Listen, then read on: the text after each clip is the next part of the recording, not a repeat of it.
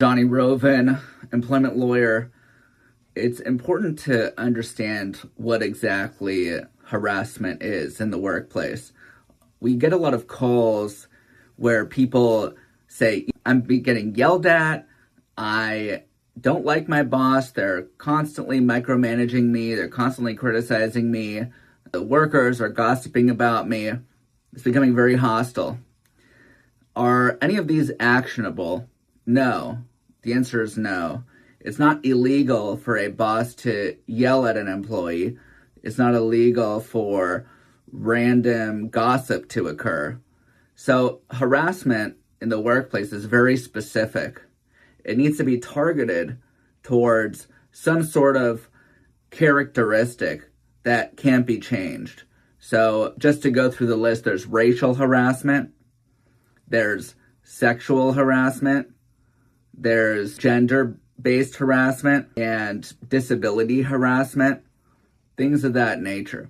Racial harassment, sexual harassment, any type of harassment has to be what we call severe or pervasive. Severe pervasive means that the harassment either needs to be a very shocking, severe means that it is enough to alter a person's work performance or have the ability to alter their performance because of the action. Pervasive means that it happens over such a period of time that it alters a person's work performance. Some people mix up that you have to have harassment be severe and pervasive, but that's not correct. You can have one or the other. And depending on the jurisdiction, different definitions will apply in different circumstances. So when we're conducting an intake on a harassment case, I'm going to be asking for the quantity. How many times was the statement said? Over what period of time?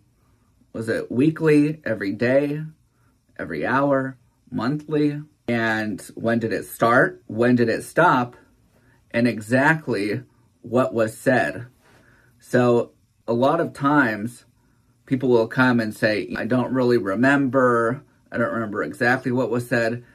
That's not going to do well in a harassment case. The person needs to come up with everything that they can recall and have it down, because depending on the slur or the gesture or the remark will show if it's severe or if it's pervasive. If some minor occurrence happened on one occasion at a holiday party, that might not be enough to show harassment. But if there are several slurs, remarks over a lengthy period of time, then that could qualify as harassment.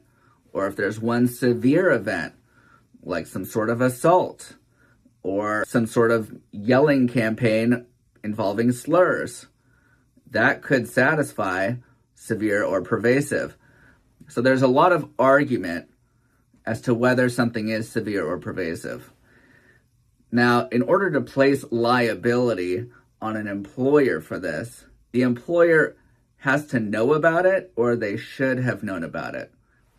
So if a coworker whispers something in your ear, something that would be highly offensive, and the employer has no reason to know about it and they never knew about it, that they're not going to be liable for that kind of harassment unless some crazy circumstance occurs. Typically that involves where they'd been engaging in this activity with other workers, so the employer should have known, but that's rarely the case. The quickest way, the most common way that an employer is liable for harassment is if a supervisor engages in the conduct or they knew about the conduct but failed to stop it, failed to put in measures to stop it, report it to HR, conduct an investigation, and it persisted afterward.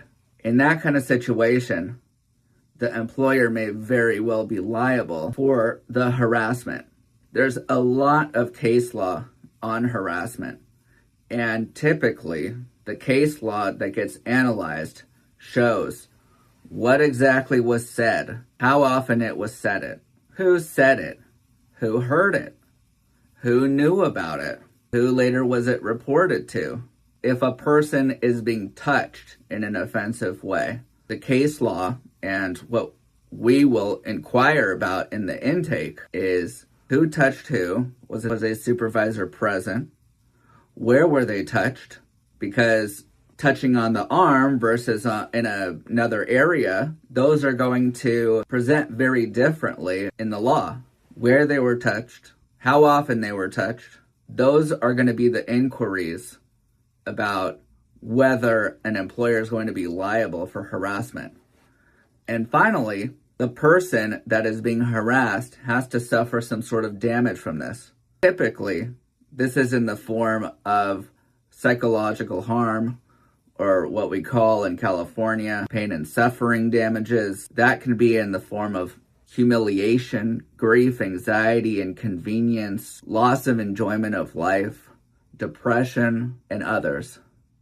Sadness. The best way to prove pain and suffering is to go and seek professional help.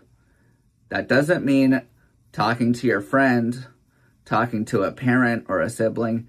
It means going to some sort of medical provider, psychiatrist, and the more severe the treatment, the higher the likelihood that the damages will be significant. I hope this was helpful in understanding what is workplace harassment and looking forward to assisting workers that have been affected in this area.